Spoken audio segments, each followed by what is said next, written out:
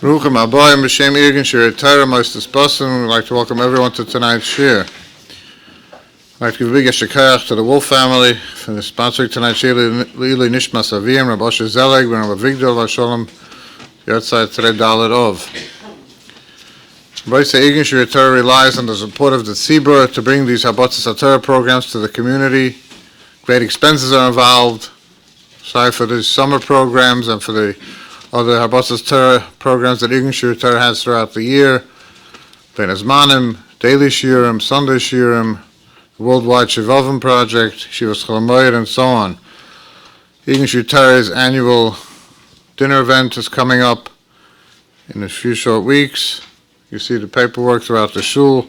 It's the perfect time of the year to Sha'akras HaTov to Irgin Shir Torah and to any of the Rabbanim B'Shiurim and drushes you've enjoyed by putting an ad in the journal that's published on the occasion of the dinner. Call Irgin Shir Torah at 718-851-8651 or email tapecenter@yeshivanet.com and have the great schus of Habatzis Torah D'Rabim.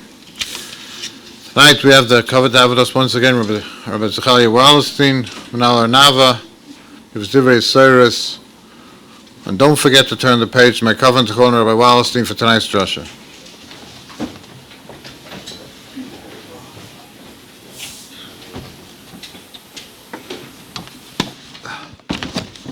Thank you very much.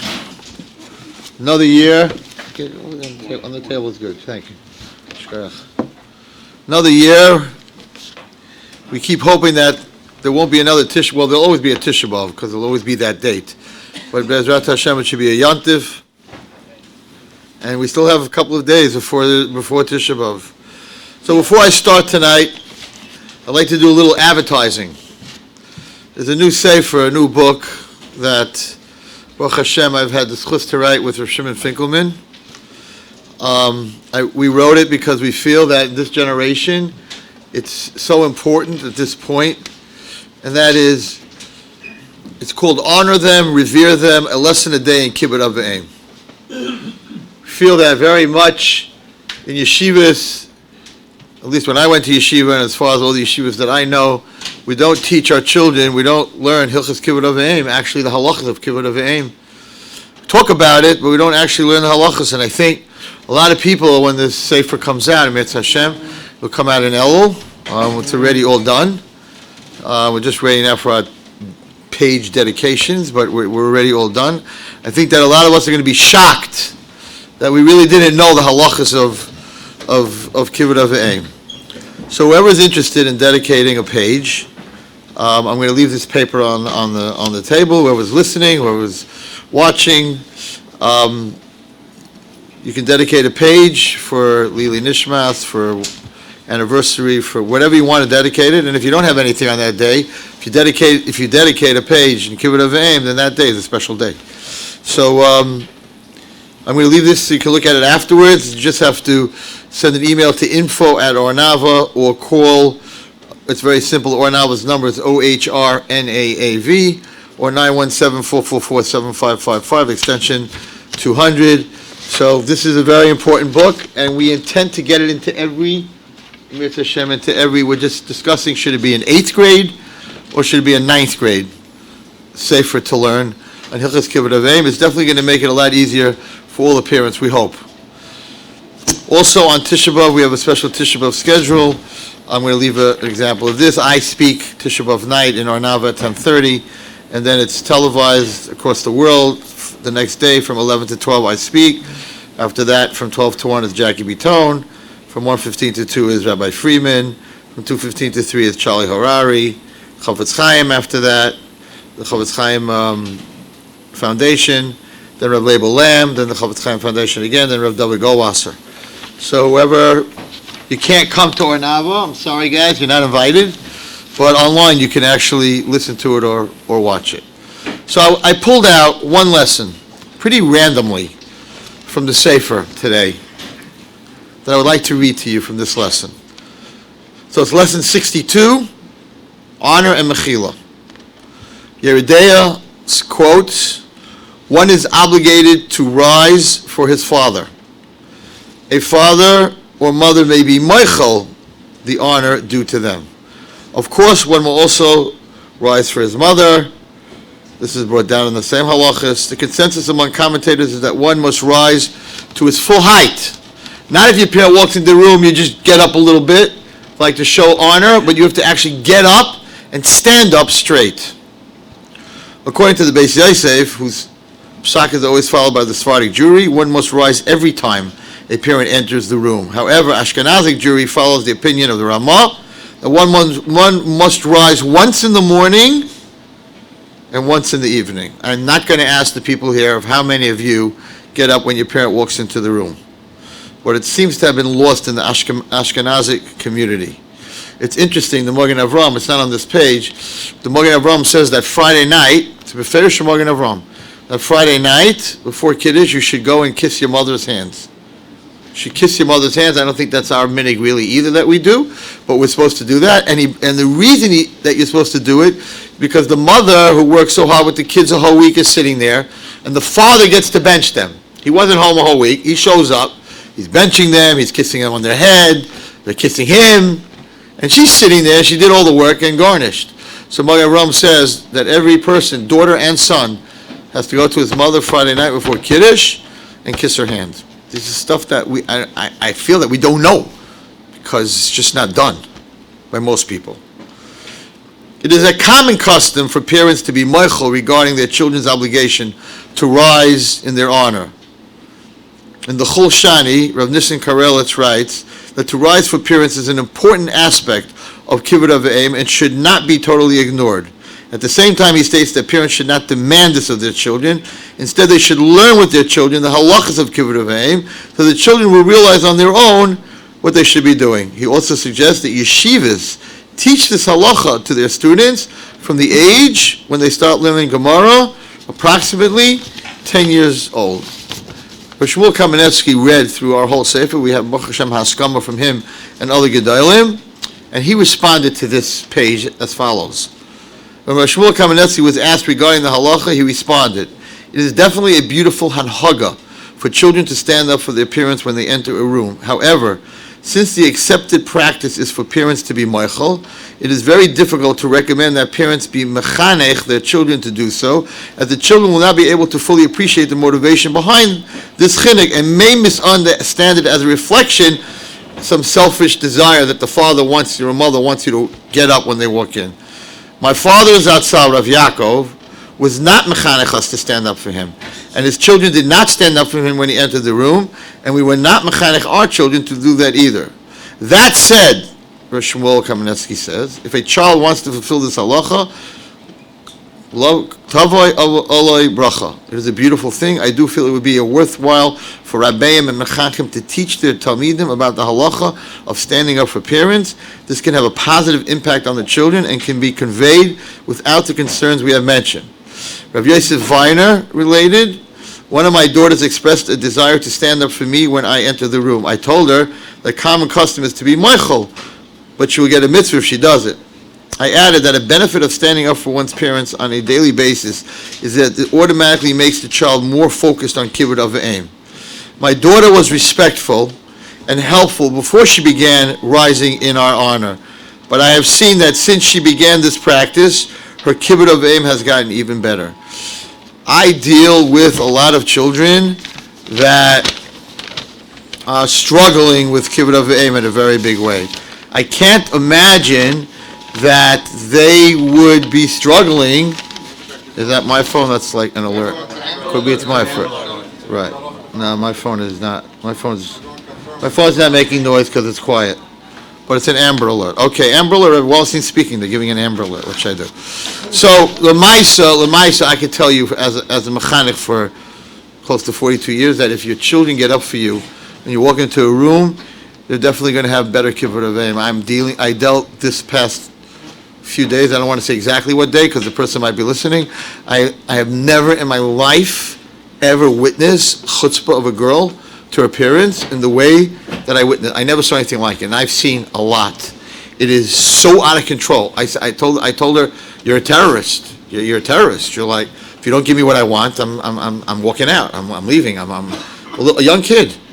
And I believe that if your children from when they're very young, when Tati and Mommy walk into a room, they stand up. Like, this is my mother, this is my father. I don't think we're going to get to that point.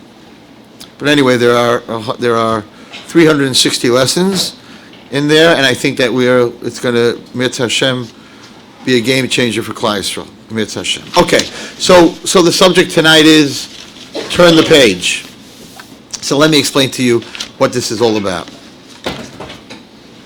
In this generation, in every generation, one of the biggest struggles that people have, they don't talk about it, they don't say it because it's sort of a lack of Emunah, it's Tzadik V'Raloi.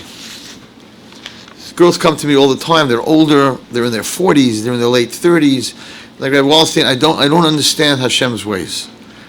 I'm a tznuah, I don't talk to boys, I went to Amukah, I said Shir Hashirim 40 times, I went to the Kaisel 40 days in a row, I went to every Gadol in Eretz Yisrael, I went to every Rebbetzin, and I'm 40 and I'm not married.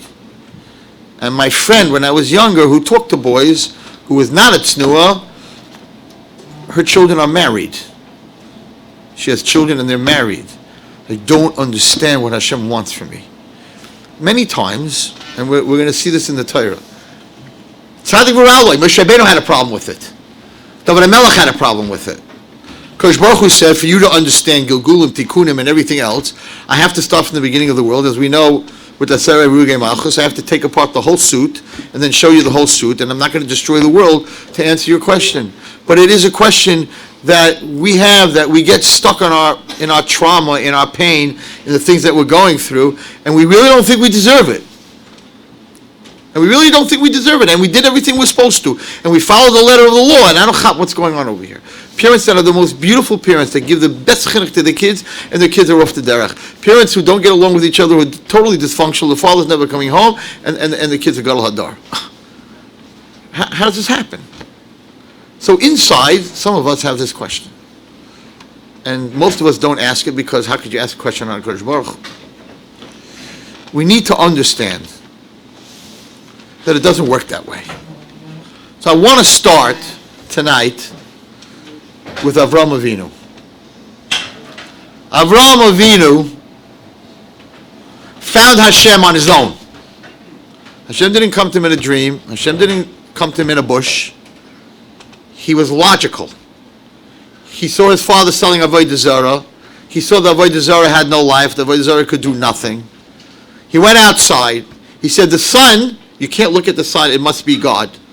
But the sun went down at night, so it must be the moon. And he went through Chagadja. And it must be the water, the fire, but the water put out the fire, and the cow drank the water. He mamash went through a whole Chagadja, and he came to a conclusion that all these things, the whole Chagadja, is created by one HaKadosh Baruch Hu. And therefore he was called an Ivri. He was against the whole world. Nimrod and the world against Avraham Avinu. And the one thing that Avraham Avinu was preaching, no human sacrifice. That was Melech. That was Avodah Zarah. Don't bring your children as a carbon. That's what he stood for. Hashem comes to him and tells him, I know what you stand for, but I'm telling you now to bring your child as a sacrifice. The whole world said, like, you're a hypocrite. Until now, the Medrash says, until now, you're preaching, never bring your children for avoid, only bring korbanos, bring animals, and you yourself are taking your child. And the Satan, and the Medrash says, the Satan came and told Avraham Avinu, the whole world is going to be talking about you, that you spoke your whole life one way, and you're not listening to your own thing. For sure, Hashem didn't tell you to kill your child. It can't be. You're following Hashem that you shouldn't kill your child. But he listened to what Hashem told him. And this is the biggest test of all his 10 tests.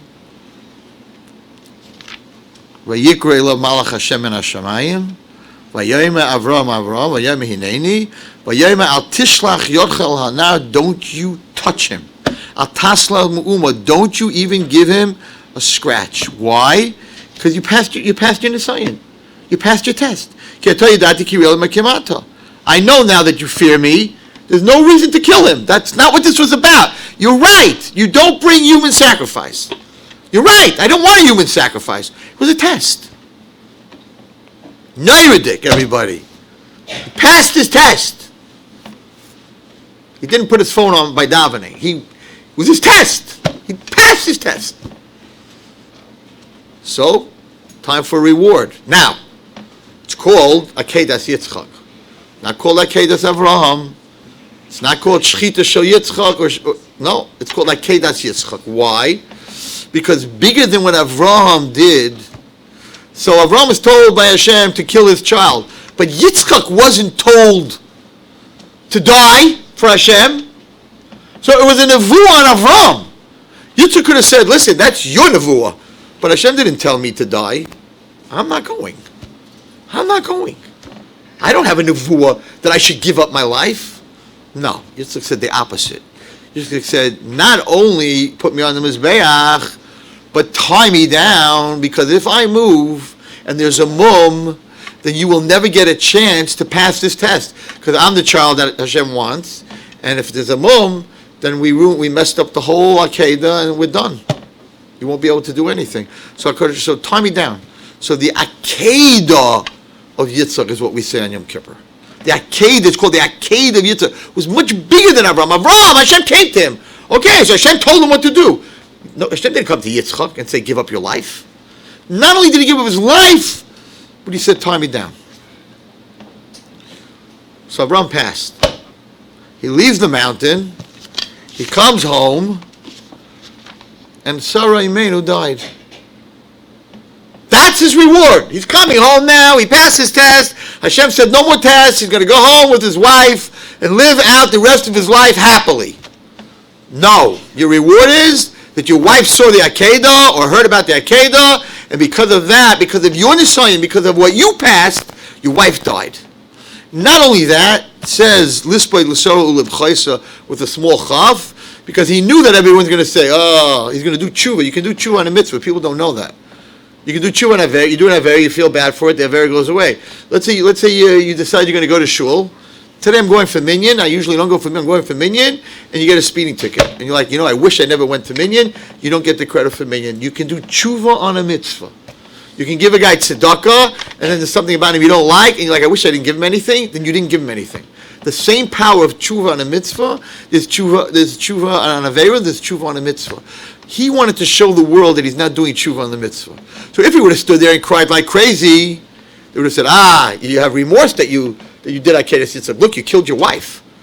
So the Chaysa, he specifically cried very little. I have no remorse whatsoever. And Avraham was Zakim Baba Yama, Hashem Be'eretz Avraham Bakol. Let's look at Yitzchak. What was Yitzchak's reward for Akedas Yitzchak? So he's tied down. The Malachim cry, the Medrash says. The tears of the Malachim go into Yitzchak's eyes. He becomes blind. That's how you're rewarding Yitzchak for going willingly, even though Hashem, you didn't ask him, and he asked to be tied down.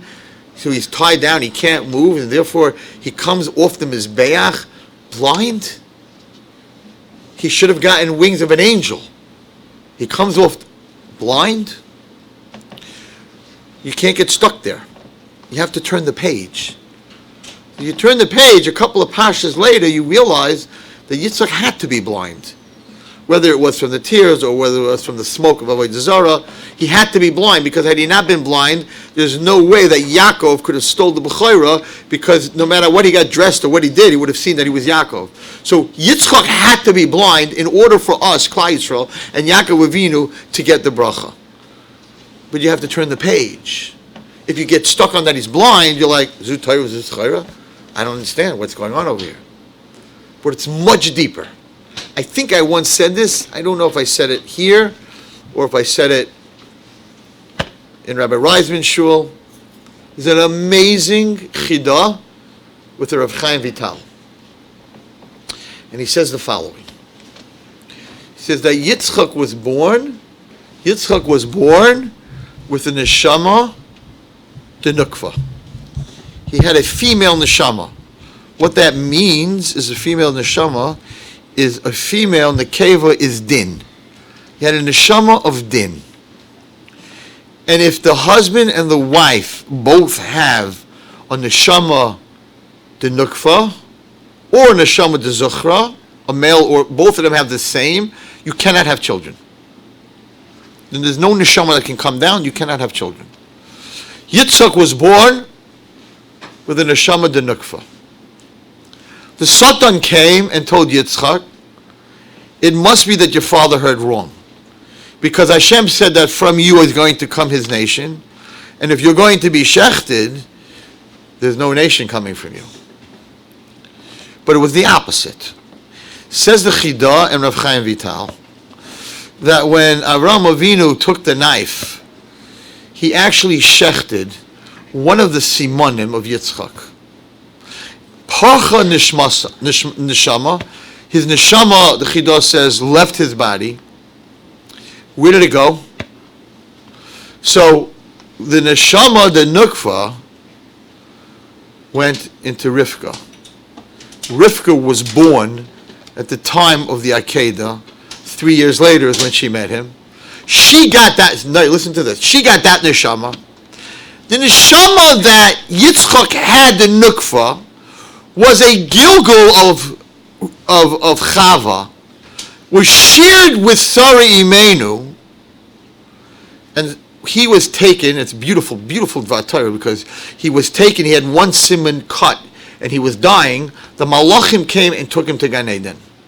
And in Gan Eden he healed, and the Chidah says that the minute he went to Gan Eden, Sarah Imenu, whose nefesh was kshur with his nefesh, also had to go to Gan Eden, and she was talking Gan Eden with him. She couldn't be in this world without him, because they were sort of the same tikkun, same gilgul. I'm not going to get into the whole Sefer Gugulim. So what happened? Listen to this. Later on, Yitzchak says, when he smells the beged of Yaakov, Esav's beged, the kosnas are, he says, Rashi says, that he says, it smells from Gan Eden. How did he know what Gan Eden smelled like? Yitzchak said, this jacket that you're wearing smells from Gan Eden because that kosnas are was made in Gan Eden. So, how did he know? The Chidah says, how did he know? How do you know what Gan Eden smells like? It's a raya that he was in Gan Eden. Okay, but here's the point. Had he not gone to the Akedah, everybody, had he not been shechted, had not his neshama, the nukva, left him, and the neshama, the zuchra, came in, he could have never had children. He would have been married to Rivka, to whoever he would be married to, and he would be barren because they would both have neshamas the nukva. The only way that Yitzchak could have children is if he went through an Akedah where he actually got half shechted. The Satan knew that if he would go to the Akedah, he would be able to have children. So he was telling him the opposite. How you gonna have children? The nevuah is wrong. It's got to be 100% wrong. The Satan knew that if he went, the takif like this, it wouldn't happen. But if he went, he's going to have children. So he tried to stop him from going. So what looks on the page as, I don't understand, why did you make Avraham Avinu go through this? Avraham Avinu had to go through this with Yitzchak. Because had he not gone through this with Yitzchak, Yitzchak would have never had children and there would never been a Klal Yisrael. You have to be able. Somebody asked me today, what's Emunah? There's so many svarim on Emunah. What's Emunah? What's bitachon? You know the famous story with Emunah and bitachon, the very famous story. What's the difference between Emunah and bitachon? So there was this guy used to walk on a high wire in the circus. You know, they have that wire that walks across, and the guy walks across the high wire. And I remember when I was a kid, they used to have a net underneath. And he would have a unicycle on the wire, and all kinds of tricks on the wire, and then they took the net away to make it more exciting. So Taka guy fell, but we didn't realize when he fell, he grabbed onto the wire. So there was never a danger of really falling. Because as they fall, they hold onto the wire and they get back onto the wire. But anyway, it was very exciting. So one day, his friend came over to him and says, you know, we just got an offer, the circus just got an offer, that if you would do a high wire across the, out there in Arizona, across the Grand Canyon, they're going to give you $1 million to walk across the Grand Canyon on a high wire. I said, are you crazy? I'm going to walk a high wire across the Grand Canyon. You know what happens if I fall? I mean, hello? It's miles. He said, it's $1 million. You're the man. You're the best. You're the best in the world. You're Ringling Brothers. You do it with your eyes closed. You do it on one foot. You hop. You're the man. You got to do it. He said, you sure? He said, yeah, 100%. Let's go. His best friend. So they come to the Grand Canyon. They got the wire across. That's Emunah. Emunah is like believing. He says, you really believe I could do this? He says, you are the man. There is no one in the world. Of course you can do this. You get to the other side, you're going to get $1 million. He says, you sure you're my best friend? You love me, right? Yes. You sure I'm not going to fall? 100% you're not going to fall. You promise? I promise. Emunah. He said, really? Okay. Good. If you really believe I'm not going to fall, get on my shoulders. He said, no, that I'm not going to do. That's bitachon. That's the difference between emunah and bitachon. But really, what is it? You know what? From all the Sfarim that I'm learning, I just learned from the Beis Halevi. He wrote a whole thing on emunah. Emunah is surrender. Total surrender to Hashem. I believe in you, and whatever is supposed to happen is going to happen. It's sort of like having a sailboat, putting up your sail, and if the wind comes from the east, you're going east. And if the wind comes from the west, you're going west. And you're like, wherever the wind blows, that's where I'm going. Total emunah is total disconnection from yourself. Hashrekel Hashem yahavcha, v'hu yikalkalecha. Just surrender. No doctors, no medicine, no business. Of course, you have to do all that stuff. But understanding that this is all fake. In fact, there's some that say that medicine doesn't really work. Hashem wanted to put something in the world so you shouldn't see him. Total surrender. Avram Avinu, total surrender. You tell me that you're not allowed to do sacrifice, then you tell, whatever you tell me, Hashem. When you have total surrender, you have the ability, no matter what trauma and pain you're in, to turn the page. As long as you think that it has something to do with you, you get stuck on that page. Okay, that's Avraham Avinu. I think even bigger, I'm not really here to say what's bigger. Let's go to Yosef HaTzadik, who I always talk about. Also Chidah. I like Chidah. Yosef HaTzadik, we don't even understand. We don't even understand the relationship between Yaakov and Yosef, and that Yosef is the Aish that's going to burn Esav, the Kash. Who he was, the Chidah says that he is the foundation of Kedusha in the world, was Yosef. Shema Habris. This was Yosef HaTzadik. His brothers take him and take his clothing off and throw him into a pit. And it's brought down that the most painful bite in the world is a scorpion. They don't let go. And the poison is fire. And they throw into a pit of scorpions without any clothing and snakes. And nothing happens. Tzaddik! Right? Lo anachash meimis, Allah chait. No chait. But instead of saying tzaddik, they take him out and they sell him to the most immoral place in the world, by far, with the 49th level of Tumah. Immorality and Avodah Zarah. They sell this boy, this 17-year-old boy, this Kaddish Kedoshim Neshama. And Potiphar buys him in the slave trade, in the slave market. He buys him, says Rashi, L'mishkav Zochar, for himself, to be his boy. Do you understand? You understand what's going on here? You're selling your brother, he's in Mitzrayim, but he's not an Avad working in the field. He's bought because he's a pretty looking boy, Yefas Mara, and who buys him? The lowest of the low? L'mishkav Zochar. Asaris? L'mishkav Zochar. But Potiphar doesn't act on it. Vayhi Hashem es Yosef, vayhi ish matzliach. Vayar Adoinav, and this lowlife, Potiphar saw ki Hashem ito, that God is with him. V'chol asher hu oseh matzliach. Hands off. Why did he know that he was? How do you know about Hashem? So the Medrash says that wherever he went, whatever he did, he said, Emetz Hashem, Baruch Hashem. Who's this Hashem? Who's this Hashem? So even his low-life master knew that Vayar Adonov ki Hashem itoi.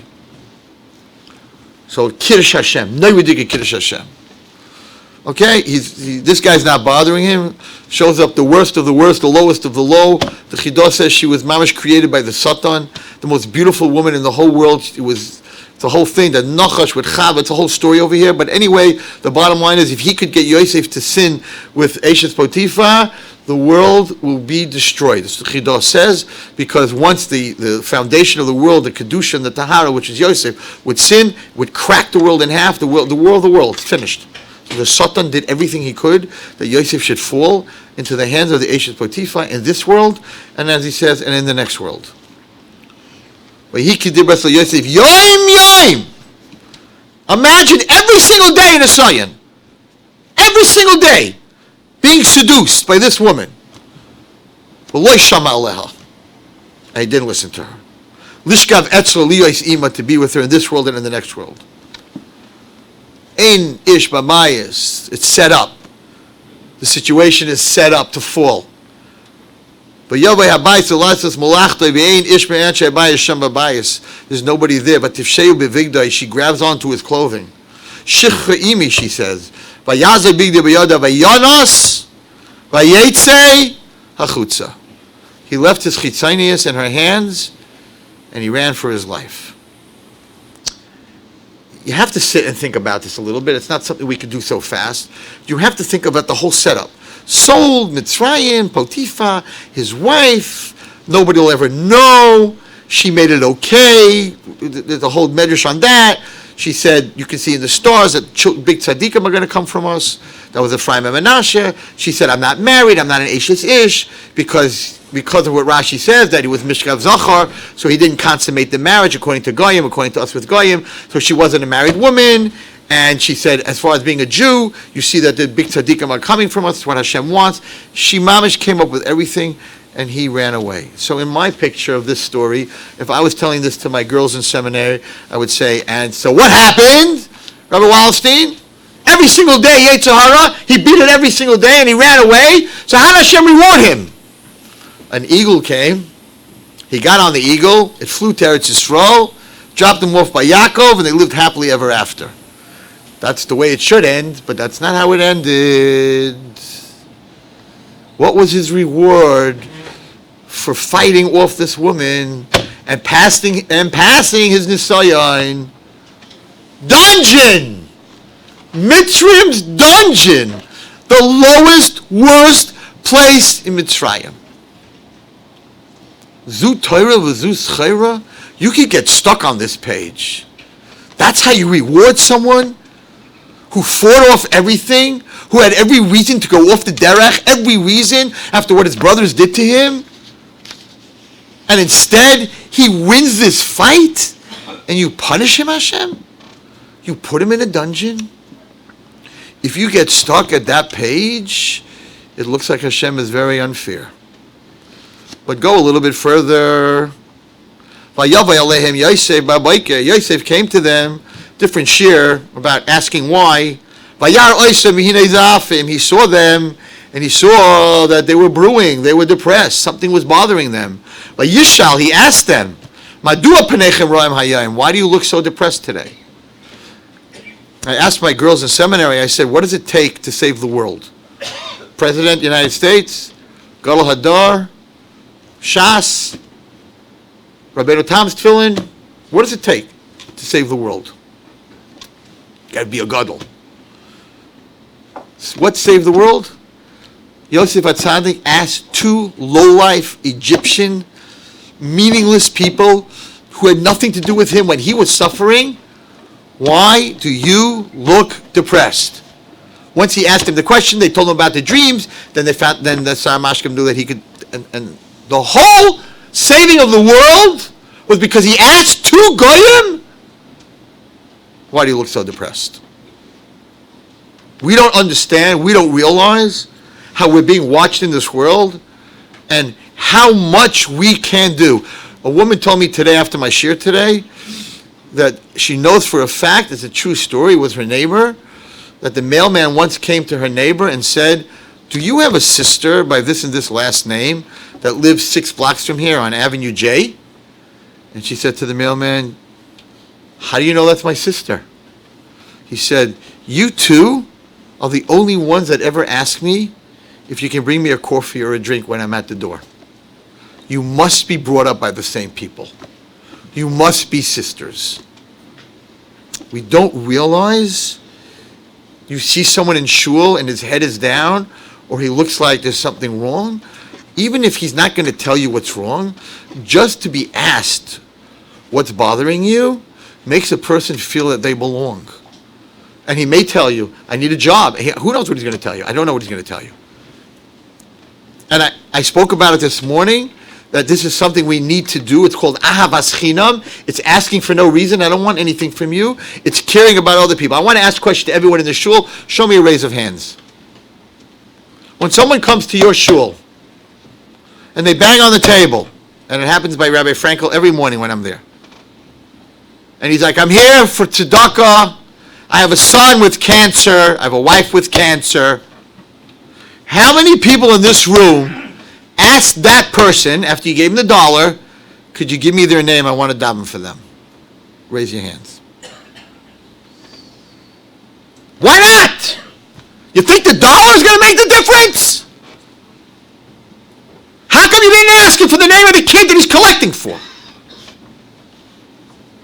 Yosef Tzaddik said, Madua, why do you look depressed? A person comes to shul and he's crying and he's putting his hand out, you're giving him $1. How come you didn't take down his name? The guy in shul that has a daughter that you know is 29, 30, 32, he's got 3 kids in Shidduchim. How come you didn't walk over to him and say, by the way, I say Tehillim after davening. Everybody says Tehillim after davening. Give me your kids' names. Really? You're going to down that my daughter, she'll find the shidduch? Even if they don't find the shidduch right away, somebody cares. I'm not giving mussar to you guys. I have the same problem. I don't have a list. I'm telling you by Frankel, every morning there are 3 or 4 people that bang on the bima, and everybody has a different problem, and we just give them dollars or quarters or 50 cents. We never ask them, by the way, you said you have a sick child. You have 3 sick child. There's a guy that collects he has 5 kids that have cystic fibrosis. He comes, right? I never asked him for his 5 kids' names. Never asked him, what's your 5 kids' names? I could daven for them. You want to save the world? You want to change the world? You want avas chinam, the opposite of sinas chinam? Ask for a name. I was with a bunch of therapists 2 years ago, and I told them the same thing. I said, I understand after 45 minutes you kick the kid out. That's it, time's up, and the kid's in the middle of but I'm about out. Okay, it's whatever it is, it is.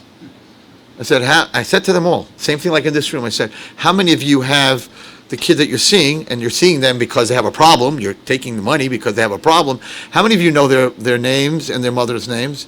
How many of you go home at night, after you got your money, after everything, and you sit down and you say, okay, I'm seeing these 7 kids, HaKadosh Baruch Hu, I'm going to say Kapitel Tehillim for them. No madua. No madua. I want to tell you what just happened on my ranch. So I have a ranch. It's a place for mental health, to help girls with mental health problems, girls that don't eat, anorexic girls, depressed girls, anxious girls, girls who cut, girls who try to commit suicide. So we have this ranch, very, very special place, very, very special place. We do equine therapy, we have horses, whatever. It's an amazing place. We have goyim working on the ranch because I'm not cleaning the manure in the barn. And most Jewish girls are not doing that, and most Jewish guys are not doing that. So we have this real guy named Chris. You know what Chris does? Chris was 45 years in ShopRite up in Monticello, and then he retired, and he decided that he wants to be on a farm. So he comes in every day, and he cleans the manure out of the paddocks of the horses, cleans them, brushes them, feeds them, takes them in, takes them out. Not a job that any one of us would do. And I have girls on this ranch. I have a Hasidic girl that was on this ranch from England. When she came, she wouldn't talk to me 3 words. No communication skills whatsoever. She was there for 5 months. This Friday, I went to the ranch. I'm in the mountains. And Chris works every day except Sunday. He's a real guy. Redneck, up in the hill, in the Catskills, the real thing. With the pickup truck, the ganzamais, and the boots, and the whole thing. He comes over to me. He says, Rabbi Wallerstein, you remember Jenny? Called her Jenny. I said, sure, I remember Jenny. He said, you know, when she left 2 weeks ago, she wrote me a letter. I was like, she wrote you, like she didn't even talk to God. Like, she wrote you a letter? He goes, yeah. I figured on his phone. He says, could I give you the letter? I'm like, sure. I'll walk you to your pickup truck. Listen to me, everyone. I go to his pickup truck. He has a box. He made 100 copies of this letter. Nobody in their lives ever wrote this guy a letter or thanked him for anything. He's giving this letter out to everyone he meets. You want to hear a girl wrote me a letter? What a crazy Kiddush Hashem. You have no idea. He was crying to me. He was standing there, and I read it, and as I was reading it, this is a 60-year-old Azoy, tough cowboy, mountain guy. The guy was crying like a baby. I want you to read a letter from a girl that had mental illness, that was challenged, and had a karas hatov to a guy that cleaned her horse. To Chris, as I leave, I wanted to take this opportunity to thank you for all you do at the ranch. Thank you for the times I know about and the times I don't know about for what you do. I really, she underlined, enjoyed your company while tending to Lacey. Lacey's the name of the horse. Thank you so much for cleaning all the stalls and caring for the horses, especially those treats he gives them, like cookies, whatever. Really, you did it with a smile, not just doing your job. I learned, she's writing to a guy. I learned a lot of positivity, perseverance, and commitment from you, really. May God give you continued strength to help so many others, horses, ducks, and humans.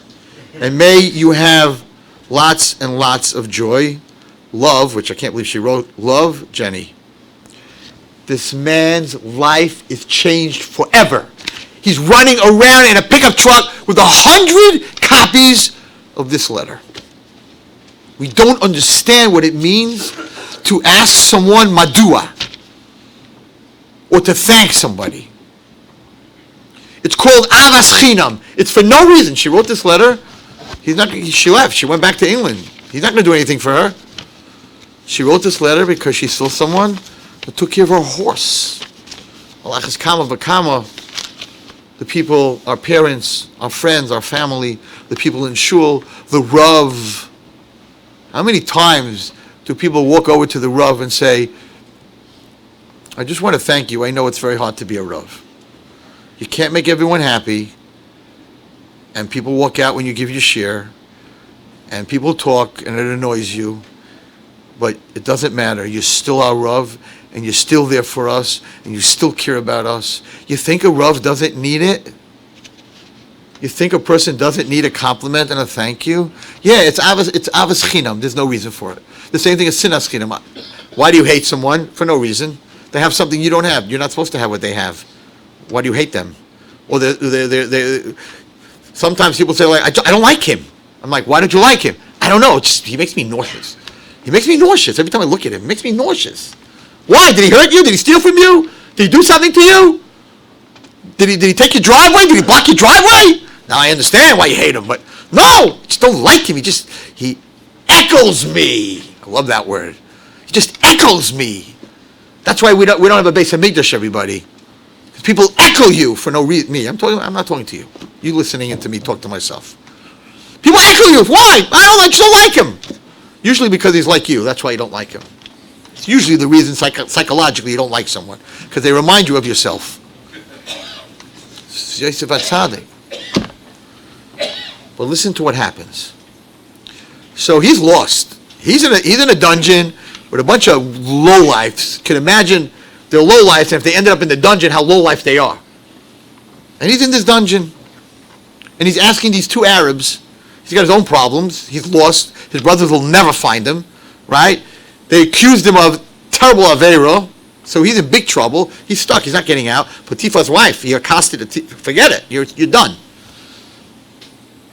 And what happens? He says, you know what? Because Baruch, I believe in you. Maybe this Sarah Mashkin, who's going to make it out, he'll mention my name. My brothers will come looking for me. They'll hear there's a Jew in jail. And maybe, as a long way around, they're going to get me. We have a Baal Kaira, Moshe Metzger, sitting here. What's the last word, Moshe, in Parashat Vayeshev? Vayishkachehu. Vayishkachehu. He passed the test every single day. He did what Hashem wanted him to do. He had no tightness on his brothers, as you see later on. He said, I have no tightness on you. It's all from Hashem. Vayishkachehu. And he's forgotten. Yosef HaTzadik is forgotten. Yeah. Sarah Mashkin forgot him. And if you stop at this pasuk at the end of Parashat Vayeshev, it's very, very painful because so many of us, so many times feel in this world, Vayishkachehu. Hashem, you forgot me. What's going on in my life? Vayishkachehu, I feel forgotten. I'm doing everything I'm supposed to and it's not working. I feel forgotten by my family. I feel forgotten by God. I feel forgotten. I feel alone. Last word in Parashat Vayeshev. But if you turn the page, just one parent of the page in this Chumash, the next pasuk after Vayishkachehu is Vayihi Mikesh Nasayim Yamim Uparoi Chalem.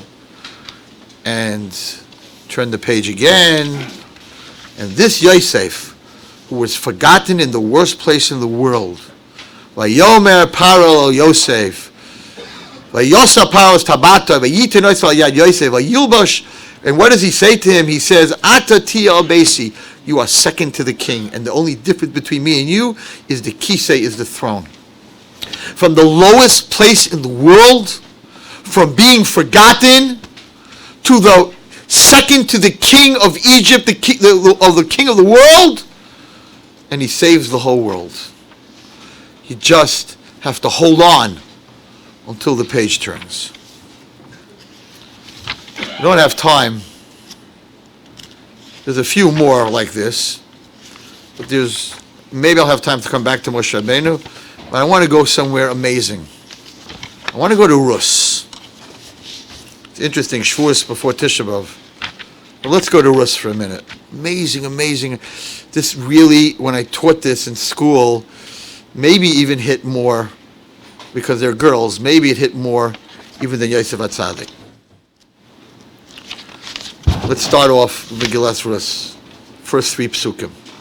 Yimei Shefer Shaftim, Vehi Rab Ba'aretz. The page is not good. Klal Yisrael starving. Elimelech, Naomi, Machlon, and Kilyon. Vayamas Elimelech, third pasuk.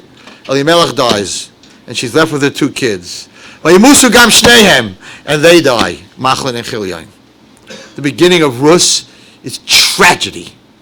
Tragedy. Naomi loses her husband, her sons, her money. She loses everything. She's in a very bad place. Okay? She comes back. She has nothing. Right? She comes back. What does she say? Atikrali Naomi, Karlini Mara. Call me Mara, ki heima shakai li moed. I'm really suffering. Hashem really made it bitter for me. Ani malaya halachti v'reikim meshivani. I left full, children, boys, future, grandchildren. I'm going to have grandchildren, a husband, money, and I came back with nothing. Don't call me Naomi.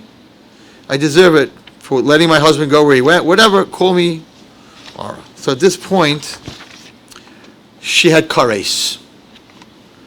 She had no children. Her two boys were dead. There'd be no grandchildren. She told Rus herself that I'm too old. I can't have any more children. So that's it. Life is over. She's not going anywhere. Nothing's not happening. That's the first 5-6 psukim of Rus.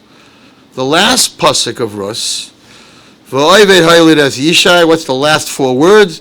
V'yishai haylid as David. Tragic, no food, no money, no sons, no husband, nothing. And then you finish Rus, you have David HaMelech and Mashiach. It's amazing, turning the page, what happens? But a girl in my seminary got up and said, no, Rabbi Wallerstein, you can't mix the two. Rus had the baby, not Naomi. So you're right. Naomi had a very bad start, but she also had a bad ending. Rus had a bad start. She had a good ending. Why are you giving this Yishai Haylid as David? You're giving that to Naomi. That's because you have to look at the psukim. The Torah is telling you something. What do the psukim say? Vatikach Naomi is Hayeled. Vatihiloi loy menes. She was his nurse. Vatikrena loy hashchein Shem lemar Yulad ben leNaomi. A son was born to Naomi, not to Rus. Now everybody listen to this. Had Rus's husband had a child before he died, there'd be no Yibum. And if there was no Yibum, there'd be no Boaz. If there's no Boaz, there's no Yishai Haylid as David. So what looked on the first page as such tragedy that she lost both her sons, she's not going to have any more grandchildren. The only reason that there was Yibum was because she lost both her sons. And her child, Rus's child, ended up being named after Naomi. You just have to turn the page. And this is in our lives. This is not just in the Torah, because the Torah is our lives. We don't always get to see the end of the story. But if you surrender to HaKadosh Baruch Hu, and you understand that it's a sefer zechronos on Rosh Hashanah, the Yad Kol Boy, and the pages turn. It's a sefer of zechronos. There are pages in the sefer that is written on Rosh Hashanah. And just because you're stuck on a page and something's going wrong, there's another page and another page. In Eicha, we shouldn't have to read Eicha. We should have a Yantiv, but just in case. Eicha, it begins, Yashva Badar Hi'ir. Oh, Yerushalayim sits alone, Ka'almana, like a widow. Widow is the most painful relationship. It doesn't say like an orphan. It doesn't say like a woman who's divorced. It says like an almana.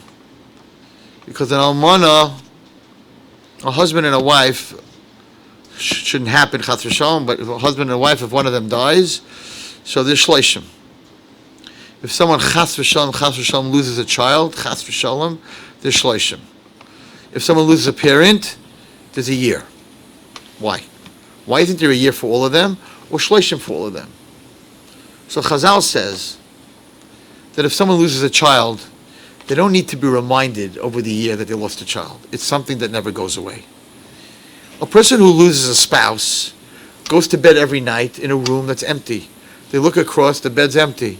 They don't need to say Kaddish for a year to realize that they lost their spouse. They see it every single night. When a person loses a parent, they don't see them all the time. If we don't remind them every day that they lost a parent, they go back to work, they forget about that they had a parent. So Chazal said, for a year you're going to remember, you're going to say Kaddish, you're going to remember you have a parent. Someone who loses a child, or somebody who loses a spouse, we don't have to remind you. So the reason it's brought down that Eicha is Ka'almana is because Klal Yisrael should feel every single day that the bed next to them is empty. And that we don't have Yerushalayim, and we don't have Mashiach, and we don't have the Beis HaMikdash, and we don't have the Shechina. And therefore, that's the expression that's used. Not a Yasam, not a divorcee, but an Almana. That's how Eicha begins. You're alone in your room. You're missing Yerushalayim. You're missing the Shechina. You're an Almana. Don't get stuck on that page. Don't get stuck in Gullus. Because as all of us know, that if you turn the page as you see me turning, Hashiveinu, the last pasuk. Hashiveinu Hashem Elecha. V'nashuva chadish yameinu kekedem. Kadosh Baruch Hu, bring us back Bring us back the old days. Turn back the pages. Bring us Mashiach.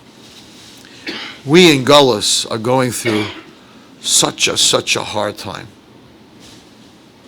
Don't get stuck on the page, everybody. It's a very hard time.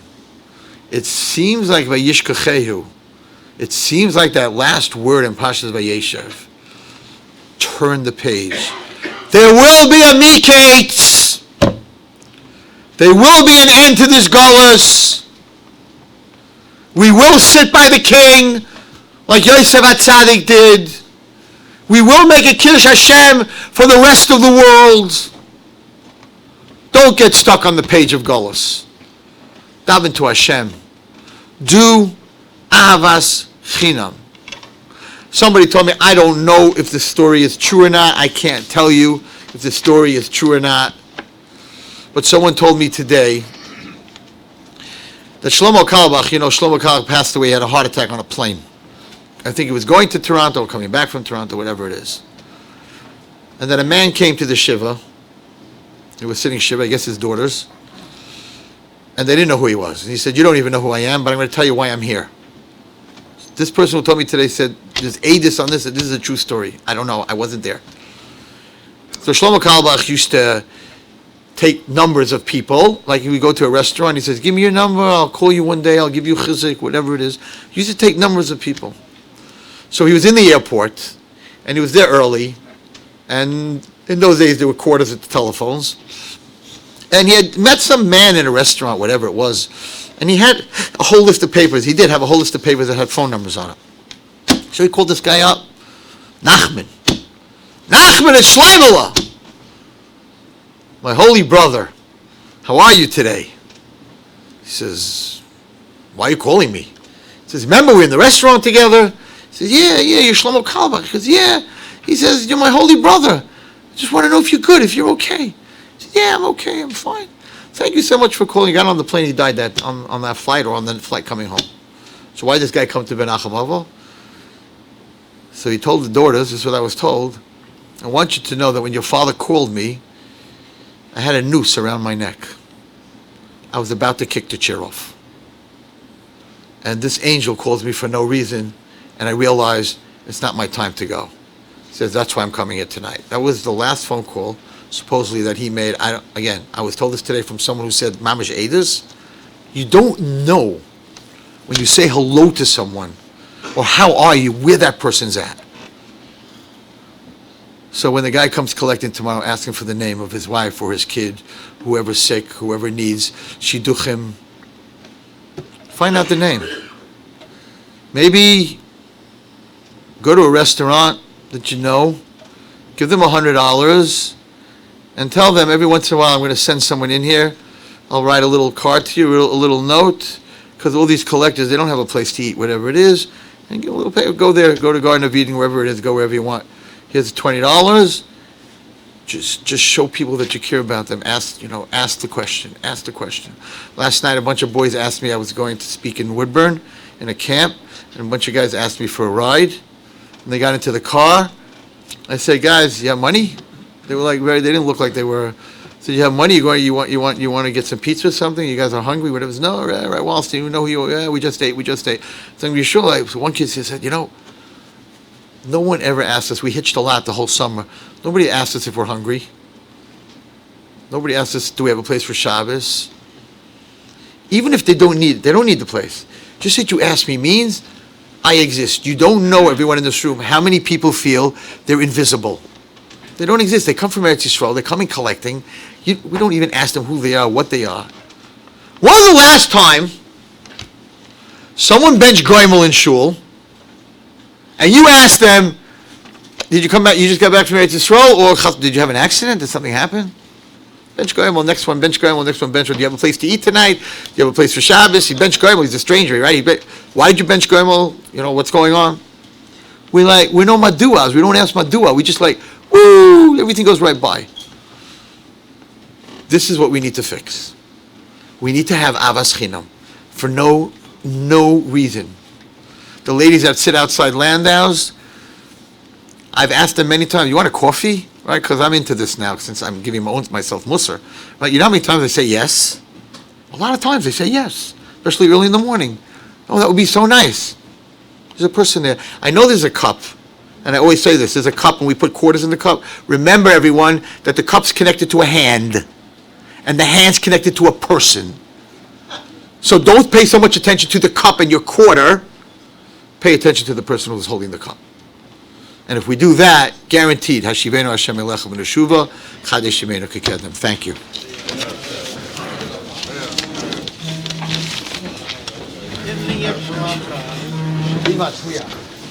Shem Egan Shir Termos is Boston, like to be Yeshakayach, to Rabbi Wallerstein for the inspiring drosha.